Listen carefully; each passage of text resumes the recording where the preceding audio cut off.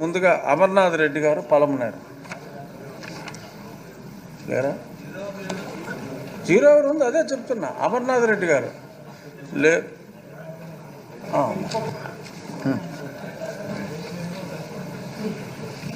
Agriculture రైతులకు సంబంధించిన విషయం అధ్యక్ష, 2014-19 మధ్యలో ఆనాటి ప్రభుత్వంలో సెరికల్చర్ వ్యవసాయాన్ని ప్రోత్సహించడానికి చాలా ప్రోత్సాహాలు అందించే కార్యక్రమం గడిచేది అధ్యక్ష. ప్రధానంగా పురుగులు పెంచడానికి షెడ్లు కానీ, కలుపు తీయడానికి యంత్రాలు కానీ, మరి అన్ని రకాలుగా కూడా ఏవైతే మొక్కలు నాటుకోవడానికి కానీ అన్ని రకాలుగా కూడా సబ్సిడీ ఇచ్చేది అధ్యక్ష. పురుగులు గూళ్ళు చేసుకునే సమయంలో చంద్రింకలు కానీ వ్యాధులు రాకుండా నివారించడానికి మందులు కానీ ఉచితంగా ఇచ్చేది అధ్యక్ష.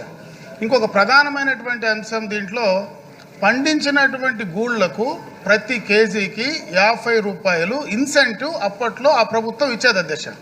అయితే 2019-24లో జరిగినటువంటి ప్రభుత్వంలో ₹1 కూడా ఇన్సెంటివ్ ఇవ్వడం కానీ ఆ సబ్సిడీస్ కొనసాగించడం కానీ జరిగినటువంటి సందర్భం లేదు అధ్యక్ష.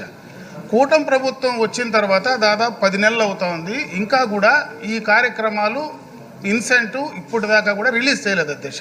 నేను ఆ రైతాంగం తరఫున ప్రభుత్వాన్ని విజ్ఞప్తి చేసేది, గతంలో ఏదైతే సెరికల్చర్ వ్యవసాయాన్ని ప్రోత్సహించడానికి చంద్రబాబు నాయుడు గారు ఆ రోజు ఆ కార్యక్రమాలు చేశాడో ప్రధానంగా ఆ ఇన్సెంటివ్ ఇమీడియట్గా కూడా రిలీజ్ చేయడానికి ప్రభుత్వం చర్యలు తీసుకోవాలని చెప్పి మీ ద్వారా నేను కోరుకుంటున్నాను అధ్యక్ష.